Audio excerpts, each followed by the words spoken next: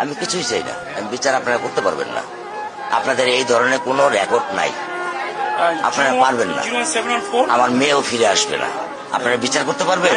পারবেন না। আপনারা কোনো এক্সাম্পল দাঁড়া করাতে পারবেন? পারবেন না। আমার থেকে স্টেম নেবেন, স্টেমে লিখিত নেবেন? পারবেন না। আপনারা পারবেন না। আইনের প্রতি কতটুকু বিশ্বাস হারা হয়ে গেলে তখন এসে একটা বাবা এই কথাটা বলে, মানে ডাইরেক্ট বলতেছে যে আমি বিচার চাই না, আপনারা বিচার করতে পারবেন না, আমি স্ট্যাম্প লিখিত দিব। কখন এই কথাটা বলে? বাংলাদেশের আইন। এর আগে অনেক মেয়ে দর্শন হয়েছে, কোনো বিচার হয়নি, এটারও বিচার হবে না। যতই মানুষ আশ্বাস দেয়, যতই আইন শৃঙ্খলা বাহিনী বলুক, এটারও বিচার হবে না।